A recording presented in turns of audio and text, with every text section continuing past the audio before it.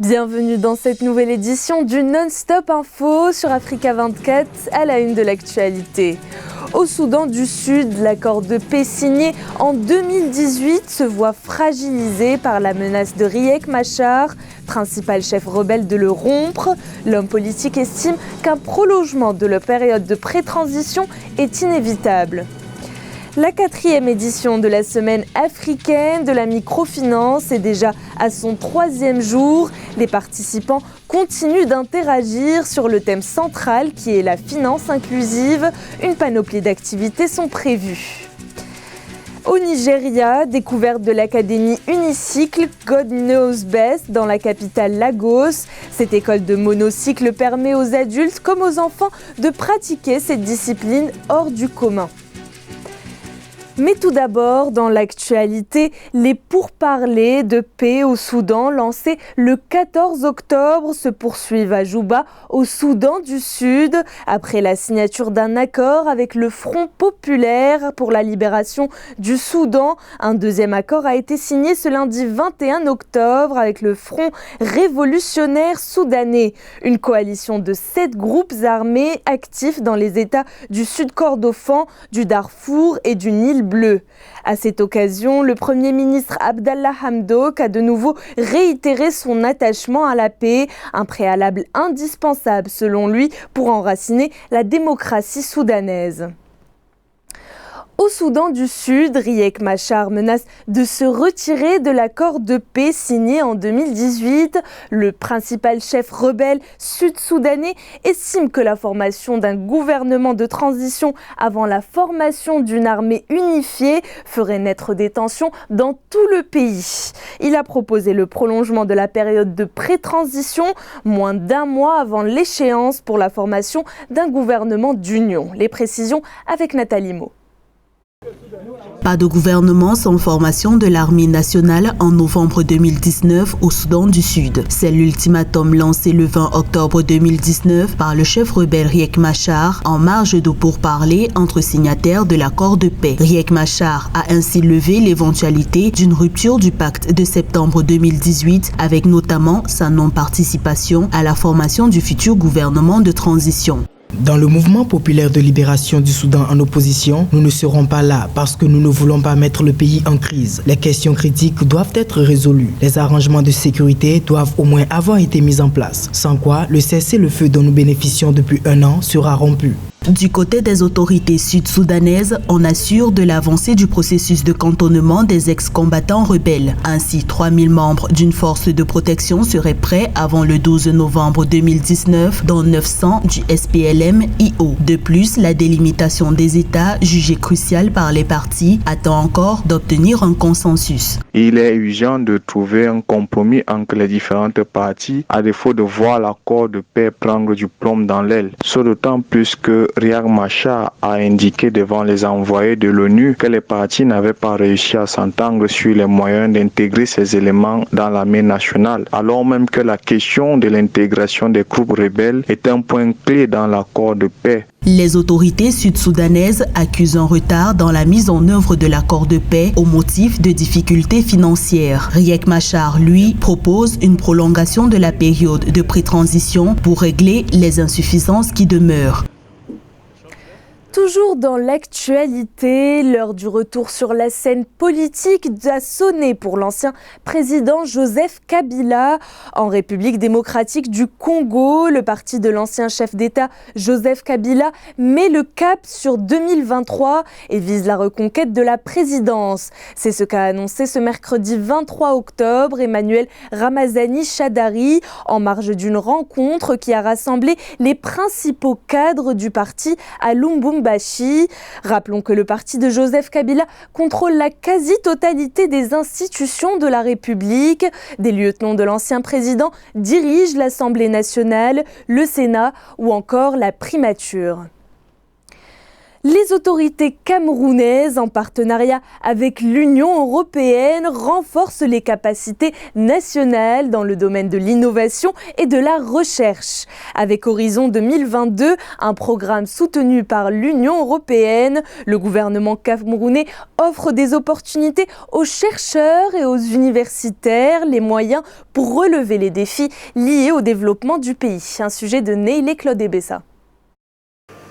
De nouvelles opportunités pour les chercheurs et universitaires camerounais qui veulent poursuivre ou approfondir leurs travaux dans la recherche expérimentale et appliquée. Le programme Horizon 2020, soutenu par l'Union européenne, permet désormais aux chercheurs de s'imprégner notamment des exigences et mécanismes liés au financement de leurs travaux. Le programme cadre Horizon 2020 est le programme cadre de recherche et de développement technologique de l'Union européenne.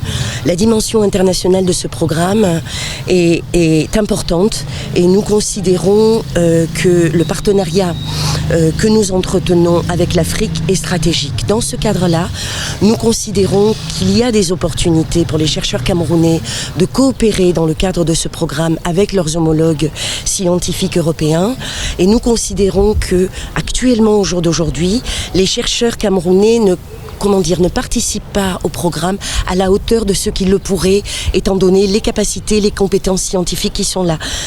Une bouffée d'oxygène pour ces chercheurs et universitaires qui se heurtent à de nombreux défis structurels pour viabiliser et diffuser le plus largement possible des travaux de recherche qui demeurent méconnus et très peu exploités. Avec l'opportunité que l'Union européenne nous offre, nous espérons à l'horizon d'un programme 2020 déployer plusieurs séries de l'équipement agropal afin de vulgariser le concept des champs intelligents, autonomes, connectés et embarqués dans les téléphones portables qui viendra résoudre le problème de flambée des prix dans nos marchés.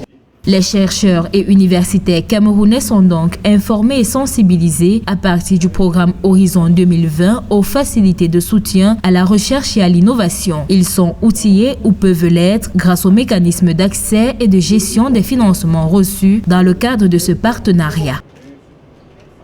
Burkina Faso, la 4e édition de la Semaine africaine de la microfinance a d'ores et déjà entamé les travaux ce lundi 21 octobre à Ouagadougou. Pour l'année 2019, c'est sous le thème « Enquête d'impact, la finance inclusive au service des objectifs de développement durable » que se tiendra cet événement jusqu'au 25 octobre. Un événement qui réunit plusieurs acteurs financiers afin d'aborder des thèmes d'actualité lié à la finance inclusive, un secteur en forte croissance sur le continent. Reportage de Jean-Paul Ouedraogo. Événement majeur qui rassemble les acteurs de la microfinance du continent, la 4e édition de la Semaine de la microfinance tient toutes ses promesses. Après Addis Abeba en 2017, le rendez-vous de Ouagadougou évalue pour sa part l'apport de la finance inclusive au développement durable, lequel développement, conviennent les acteurs, passera par l'accroissement de l'offre des services financiers au profit des chaînes de valeur.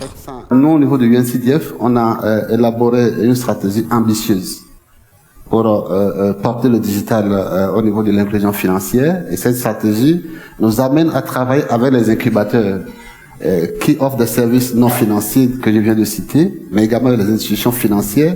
On travaille avec tout opérateur qui a de l'innovation qui peut nous apporter. Les économies africaines sont à 80% rurales, avec un potentiel marché de près de 300 millions d'individus.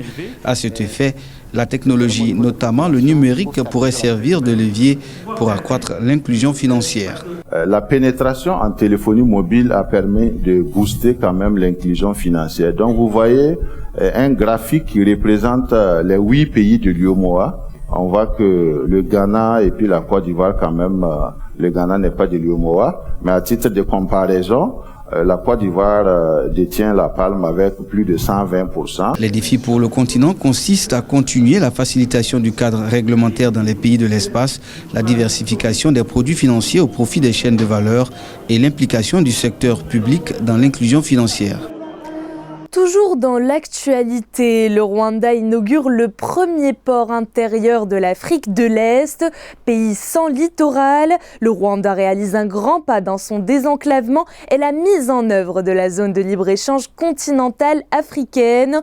Le président de la République, Paul Kagame, a inauguré ce lundi 21 octobre le tout premier port intérieur du pays, situé à Masaka, dans la banlieue de la capitale. La plateforme logistique de Kigali vise à réduire le coût et la durée des opérations engagées par les commerçants pour le transport de leurs marchandises au Kenya ou encore en Tanzanie, ainsi que le développement des échanges avec les marchés voisins. À la découverte de l'académie Unicycle God Knows Best dans la capitale Lagos au Nigeria, une école de monocycle créée par Olalekan Kuyoro qui a appris lui-même cette discipline en 2012. Il a ensuite rapidement décidé d'enseigner ce sport aux enfants à plein temps qui, selon lui, apprennent plus vite que les adultes. Un sujet de Gladys Mwamba.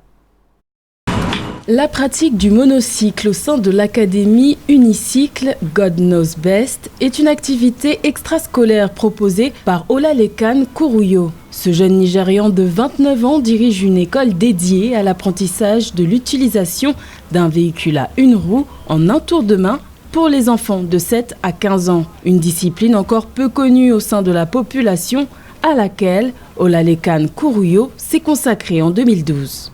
Les gens ne savent pas vraiment ce que c'est. On dirait un vélo cassé. Ils se demandent quel est l'avenir de ce truc. Je préférerais mettre mes enfants dans une académie de football plutôt que de les orienter vers cette chose. J'ai donc dû parler à quelques parents. Je me suis employé à les aider, à porter une ou deux choses, à essayer de créer une amitié avec eux, leur rendre des services pour que demain ou après-demain, ils puissent emmener leurs enfants à mon entraînement. Des entraînements donnés quotidiennement qui empêchent bon nombre d'enfants d'errer dans les rues, à l'instar de Kehinde Oguntokun, 14 ans. Depuis 4 ans, il apprend à se stabiliser sur un véhicule à une roue, des séances qui lui ont permis de pouvoir aujourd'hui jongler avec agilité, tel un artiste de cirque sur un monocycle. Je fais du monocycle depuis 4 ans et j'aime le monocycle parce que c'est un nouveau sport. Les gens ne le pratiquent pas vraiment, c'est pour cela qu'il a l'air nouveau quand les gens le voient avec nous.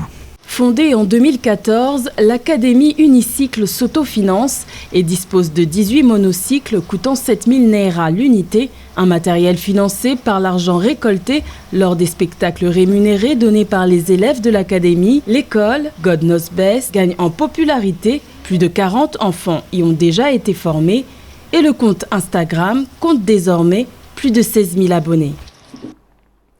Place à la culture avec la 9e édition des Awards du mannequinat africain, un événement qui a eu lieu à Abidjan en Côte d'Ivoire ce samedi 19 octobre. 60 trophées ont été remis à différentes personnalités dont Samira Bouamia, épouse du vice-président ghanéen, ou encore Kandia Camara, ministre ivoirienne de l'éducation. Le but, célébrer la mode africaine. Reportage de notre correspondant Olivier Adjacotan. En Côte d'Ivoire, 60 lauréats de 11 pays ont reçu différents prix lors de l'édition 2019 des Awards du mannequinat africain à Abidjan pour leur implication dans la promotion de la mode africaine. Samira Baoumia, épouse du vice-président ghanéen Mahamoudou Baoumia, et Kandia Camara, ministre ivoirienne de l'éducation, faisaient partie des récipiendaires. Vive la mode, vive les acteurs de la mode, mais surtout que la mode demeure un creuset d'épanouissement des jeunes à travers les emplois que la mode crée dans nos pays, en Afrique et partout dans le monde. Mannequins, stylistes, modélistes, coiffeurs, acteurs de l'industrie du textile sont autant de corps de métier de la mode présents à la 9e édition des Awards du mannequinat africain. Une aubaine pour la promotrice Fatim Sidimé qui a invité les mannequins à être polyvalents dans les métiers de la mode. Notre ambition, c'est de donner des clés différentes aux mannequins parce qu'aujourd'hui, le monde est tellement compétitif que vous ne pouvez pas être que mannequin qui marche seulement sur un podium. En rappel, la mannequin Aïda Ouedraogo est repartie avec le Grand Prix des Awards du mannequinat africain, doté de 2 millions de francs CFA pour soutenir financièrement sa nouvelle carrière de styliste. C'était le journal de la rédaction. Merci de votre fidélité. Dans un instant, une nouvelle édition de l'information sur Africa 24.